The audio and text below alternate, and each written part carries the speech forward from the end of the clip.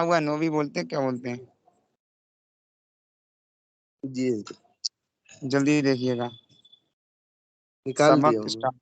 ہاں کوئی بھی نکال سکتا ہے اسے تو۔ ٹھیک ہے، بسم اللہ الرحمن الرحیم۔ ہم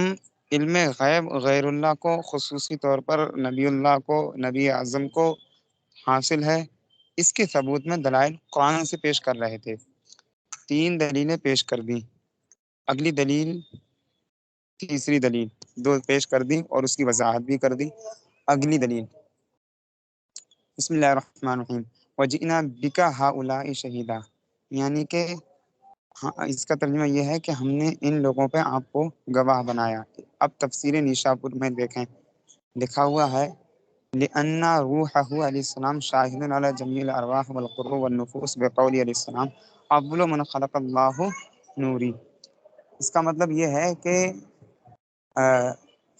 اللہ کے رسول کو اللہ تعالیٰ نے شہید کیوں بنایا، تو اس کی وجہ بتا رہے ہیں کہ اس کی وجہ یہ ہے کیونکہ نبی اللہ کی روح کو گواہ بنایا ہے سارے روحوں پر، ساری روحوں پر اور سارے دلوں پر، ساری نفسوں پر۔ کیا گواہ بنایا؟ کہا اس وجہ سے کیونکہ رسول پاک نے خود فرمایا اول ما خلق اللہ نوری،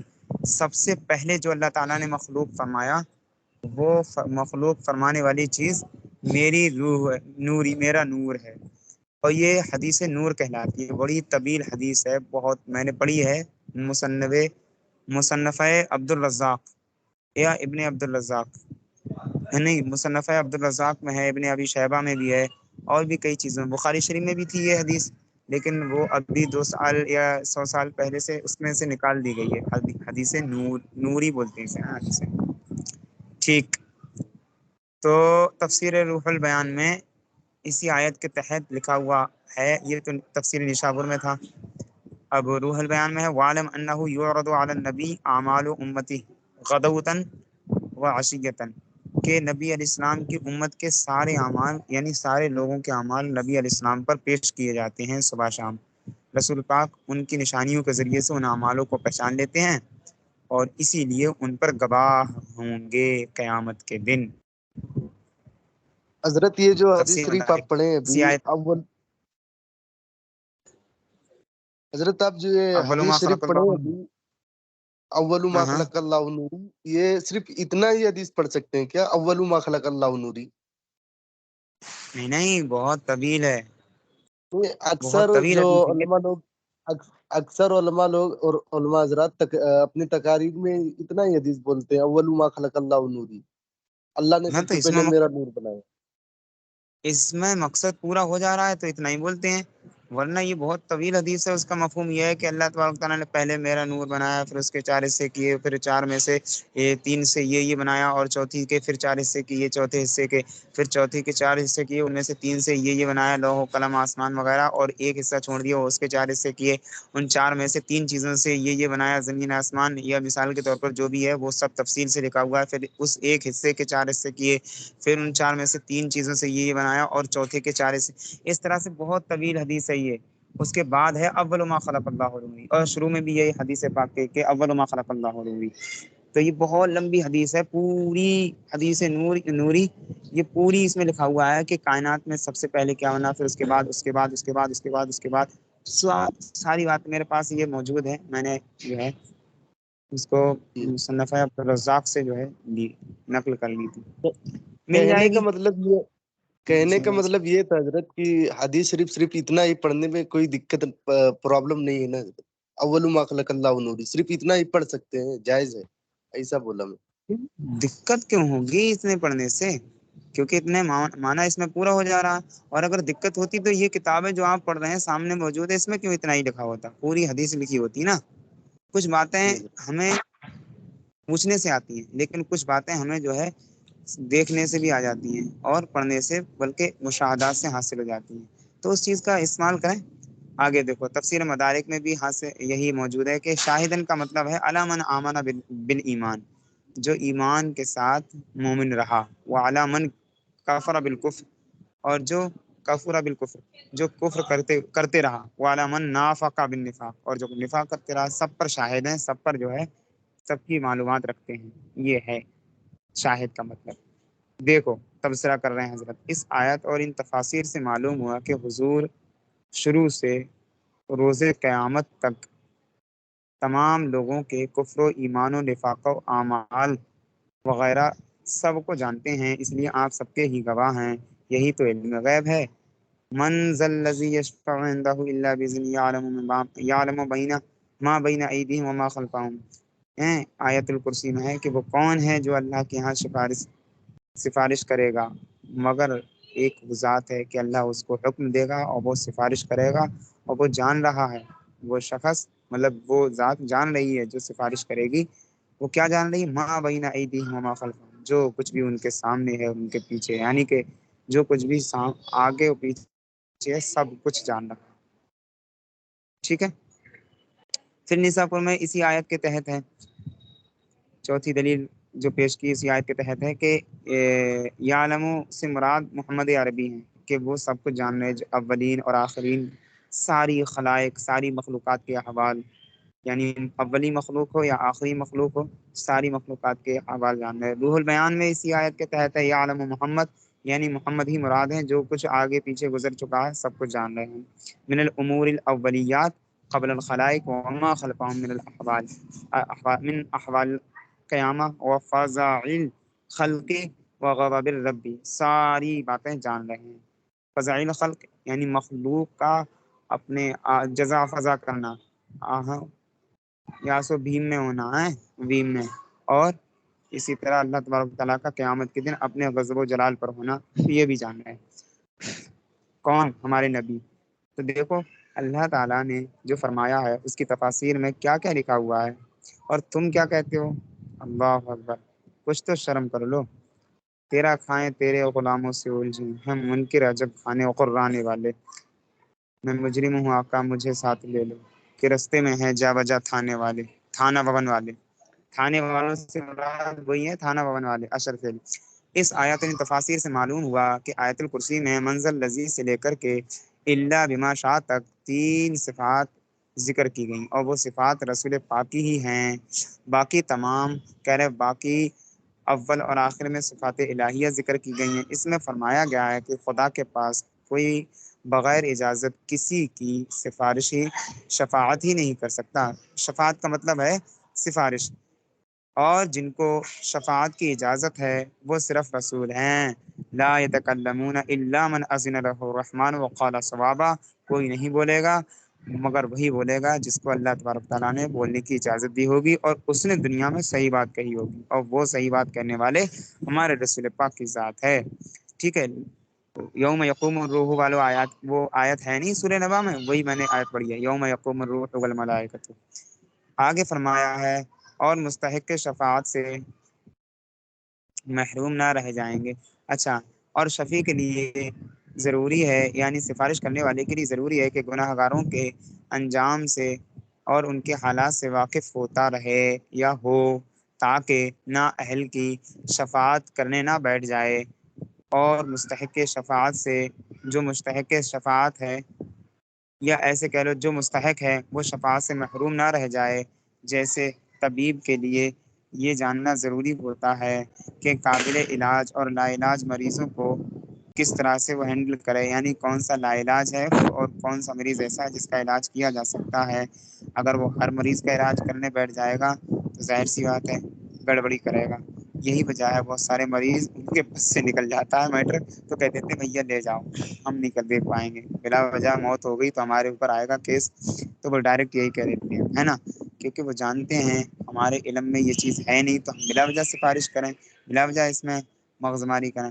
آگے فرمایا یعلم بین ایدیہم، کہ جس کو ہم نے شفیع بنایا ہے وہ جانتا ہے، اس کو تمام چیزوں کا علم بھی دیا گیا ہے، کیونکہ شفاعت کبریٰ کے لیے علم غیب لازم ہے۔ ٹھیک، اس آیت سے بھی ثابت ہوا، 4 دلیلیں پیش ہو گئی۔ پھر سے چھوٹا سا تبصرہ ہے وہ بھی سن لو۔ پتہ چلا کہ جو یہ کہے کہ حضور قیامت میں منافقین کو نہ پہچان سکیں گے، یا حضور کو اپنی بھی خبر نہیں ہے میرا انجام کیا ہوگا،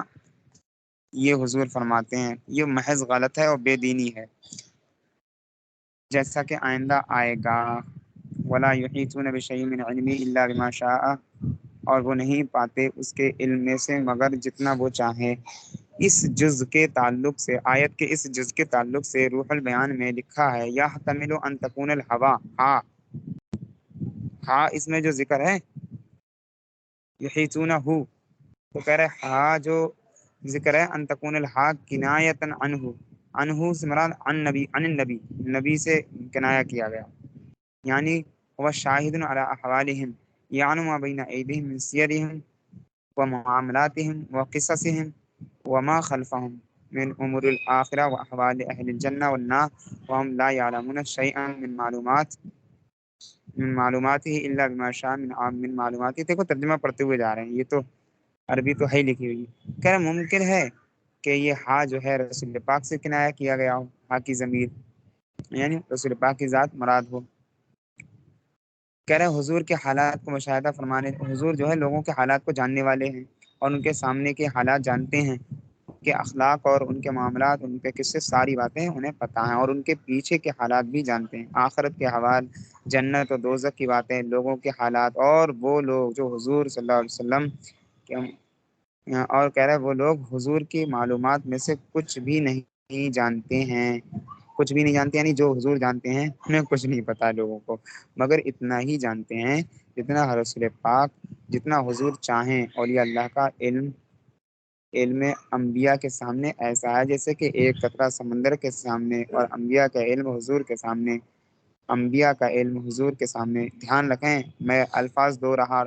دہراتا ہوں، اس کا مطلب یہ ہوتا ہے کہ وہاں پر بہت ضروری سمجھنے کی بات ہے۔ انبیاء کا علم حضور علیہ السلام کے سامنے، حضور علیہ السلام کے علم کے سامنے اسی درجہ کا ہے جتنا کہ اولیاء کا انبیاء کے سامنے، اور ہمارے حضور کا علم رب العالمین کے سامنے بھی اسی درجے کا ہے جس درجے کا پیچھے گزر گیا ہے۔ بس ہر نبی اور ہر رسول، ہر ولی اپنی اپنی طاقت اور قابلیت کے موافق حضور سے لیتے رہتے ہیں علم غیب، اور اسی کو یہ ممکن نہیں، ہاں اور کہہ رہے کسی کو یہ ممکن نہیں کہ حضور سے آگے بڑھ جائے۔ پھر آگے لکھا ہوا ہے تفسیر خازن میں، خدا رسول کو اپنے علم پر اطلاع دیتا ہے، اور وہ انبیاء و رسول ہیں تاکہ ان کا علم غیب پر مدعا ہونا ان کی نبوت کی دلیل ہو جائے۔ جیسے رب نے فرمایا کہ پس نہیں ظاہر فرمایا اپنے غیب خاص پر کسی کو سوائے اس رسول کے جس سے رب جو ہے راضی ہو جاتا ہے۔ خیریت رہا ترجمہ۔ اب آگے فرما رہے ہیں معالم التنزیل میں، یعنی لا یحیطون بشیء من علم الغیب الا بما شاء ما اخبر به الرسل، یہ جو آیت کا جز پڑھا گیا ہے ولا یحیطون ولا یحیطونه، یہ ہے ولا یحیطون بشیء من علمه الا بما شاء، یہ جو جز پڑھا گیا ہے اس کا ترجمہ یہ ہے کہ اس کے علم سے کچھ بھی نہیں پاتے ہیں مگر وہ چاہتا ہے اتنا ہی۔ اسی کی تفسیر بیان کی جا رہی ہے، خازن کی الگ، معالم التنزیل کی الگ، پھر روح البیان کی بیان کی گئی۔ اب معالم التنزیل میں لکھا ہے کہ یحیطون سے مراد ہے کہ علم غیب سے وہ کچھ بھی حاصل نہیں کرتے ہیں لوگ، مگر اتنا ہی حاصل کرتے ہیں جتنا نبی نے ان کو یا رسولوں نے ان کو جو ہے بتا دیا ہے۔ اس آیت ان تفاسیر سے اتنا تو معلوم ہو گیا کہ یا تو خدا کا علم مراد ہے کہ خدا کا علم حاصل نہیں کیا جا سکتا، کسی کو حاصل نہیں، ہاں جس کو حاصل ہے وہ عطائے رب سے ہے، ٹھیک ہے، رب ہی دیتا ہے تو اس کو علم غیب حاصل ہوتا ہے، اور رب نے تو انبیاء کو دیا، اور انبیاء کے ذریعے سے بعض مومنین کو بھی دیا جاتا ہے، مومنین صالحین، لہٰذا ان کو بھی بعطائے الہی علم غیب حاصل ہوتا ہے۔ کتنا دیا اس کا ذکر ہے یہاں، ذکر نہیں ہے، یا پھر اللہ غیر مراد ہو سکتا ہے یہاں پر، یا پھر یہ مراد ہو سکتا ہے کہ حضور کے علم غیب کو کوئی بھی چیز ان کو نہیں مل سکتی، وہ لوگ نہیں پا سکتے، حضور کا بھی علم مراد ہو سکتا ہے۔ جیسا کہ تفسیر میں دونوں طرح کی باتیں موجود ہیں، ایک یہ بھی موجود ہے کہ اللہ کا علم مراد ہے، دوسری یہ بھی موجود ہے کہ رسول اللہ کا علم مراد ہے۔ کہہ رہے مگر جس کو رسول پاک ہی دینا چاہیں وہی مل پاتا ہے، لہٰذا حضرت آدم سے قیامت تک جس کو بھی جو کچھ ملا وہ رسول کے ہی وسیلے سے ملا، ٹھیک ہے، وہ حضور کے علم کے دریا کا قطرہ ہے، ٹھیک، اس میں حضرت آدم اور فرشتوں وغیرہ کا علم بھی شامل ہے، حضرت آدم کے علم کی وسعت ہم علم آدم کی آیت سے، علامہ آدم کی آیت سے جو ہے جان سکتے ہیں، اس میں بیان کیا گیا ہے۔ اگلی دلیل پانچویں ہے، چار دلیلیں یہاں پر پوری ہو گئی ہیں، اور چار دلیلوں میں انہوں نے بتایا ہوا ہے کہ دیکھو قرآن پاک علم غیب کے تعلق سے کیا بیان فرماتا ہے اور تم لوگوں نے کیا عقیدے گڑھ رکھے ہیں، اور اس کی تفاسیر میں کیا لکھا ہوا ہے، یہ بات تو جاننی بہت ضروری ہے نا۔ تو یہ چار دلیلیں ہو گئی انشاءاللہ، اور اگلے دن سے ساری دلیلیں انشاءاللہ